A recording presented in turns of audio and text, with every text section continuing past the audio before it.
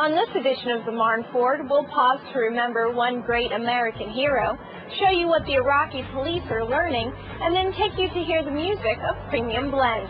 All this and more coming up.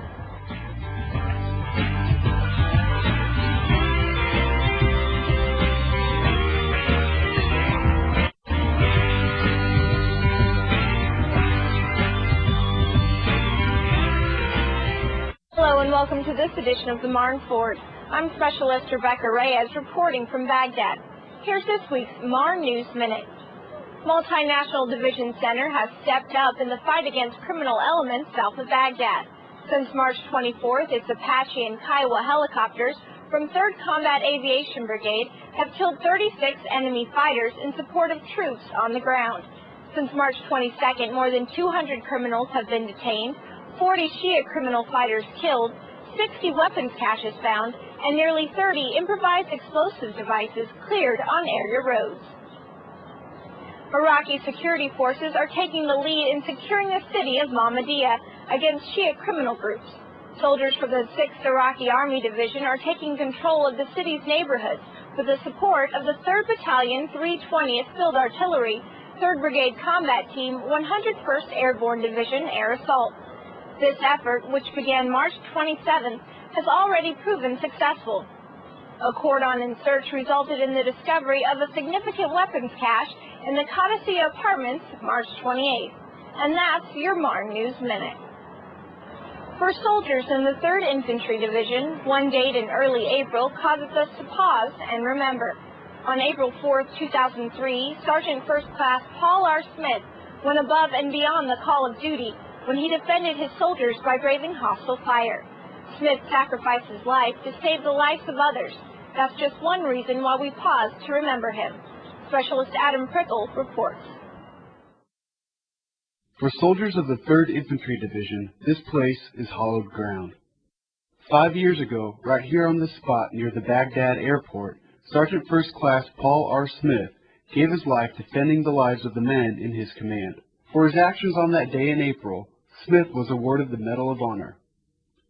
For the second time in their 15-month deployment, soldiers of the 3rd Infantry Division and those who knew Smith have gathered to remember a true dog-faced soldier, a man who put the lives of his soldiers above his own. During the April 4th ceremony, MNDC Commander Major General Rick Lynch said Smith's actions have inspired other soldiers, other heroes. We are truly in the company of heroes. And what Paul and the other 50 Medal of Honor winners in 3rd Division, they remind us of heroes, but all we got to do on this battlefield is look around. Look to your right and look to your left, and you see heroes. Of the hundreds of lives Smith's actions saved, one is Captain Chris Dorr. To me, he's a hero, just because of his actions possibly could have saved my life and many other lives out there. Personally, I'm very thankful for what he did, and I know that a lot of other guys that were here in this same spot 5 years ago were very thankful for what he did for everyone. I'll always treasure the fact that I actually got to serve with and know Sergeant First Class Smith. Brigadier General William Grimsley was the commander of Smith's Brigade Combat Team 5 years ago and nominated Smith for the Medal of Honor. Paul Smith was one of those non-commissioned officers that you knew from day one was just always going to uphold the traditions of the Corps, non-commissioned officer Corps of the division. He was a soldier who took care of soldiers. He was a soldier who was a hard soldier. Although it was tragic what happened to him, that he lost his life doing it, you always knew he was going to be that kind of guy who would lead from the front, lead by example, and take care of his men. Lieutenant Colonel Daniel Dolwick was the executive officer for Smith's Brigade Combat Team and made a special trip to be at the ceremony. Paul Smith he's a part of all of us, especially those of us that were in the battalion. There's really not a day that goes by that we don't think about him. And that's what today's ceremony is all about, to remember a hero who gave his life so that others may live. Reporting from Camp Victory, Iraq, I'm Specialist Adam Prickle. If you'd like to learn more about Sergeant First Class Smith and see a remarkable documentary produced on Smith for the Pentagon Channel, go to our website, taskforcemarne.com. U.S. troops are now living in and around Iraqi communities in patrol bases. These small outposts give local citizens a sense of security because they know U.S. forces are close by. Army Sergeant Marty Collins reports. 30 miles southwest of Baghdad sits Patrol Base Jerk. The base was built in 2006 as part of a military-wide tactical shift towards soldiers living in Iraqi communities. Captain Eric Tinslin and the soldiers of Alpha Company are doing just that.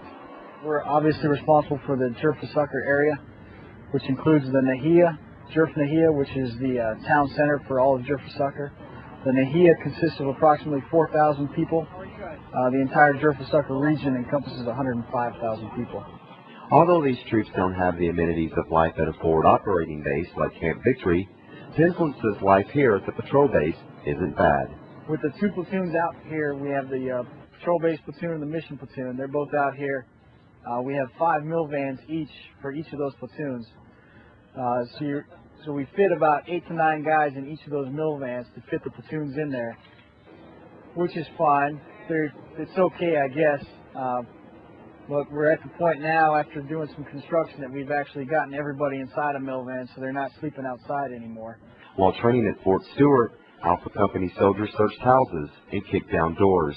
They watched for roadside bombs and maneuvered in Bradley fighting vehicles. But here, they are practicing foot patrol diplomacy, which seems to be making a difference. Reporting from Patrol Base Jerf, I'm Army Sergeant Marty Collins.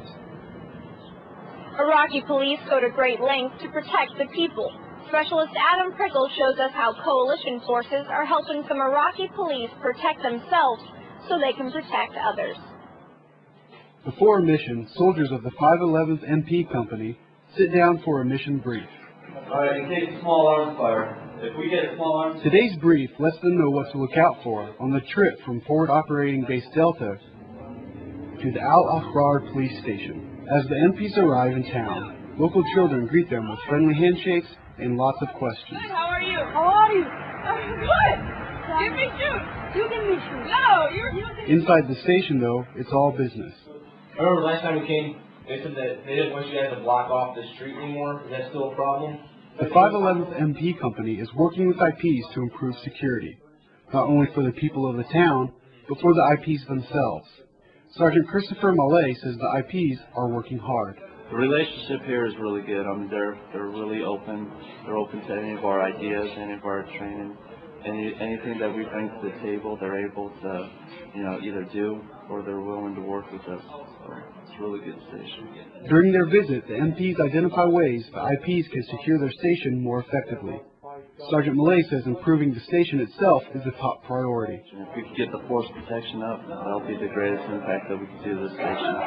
Once we accomplish the force protection, it would be logistics. As the talks wrap up and the MPs head to their vehicles, the kids who greeted them are waiting. The MPs don't disappoint these young Iraqis and pass out some candy before making their journey back to FOB Delta.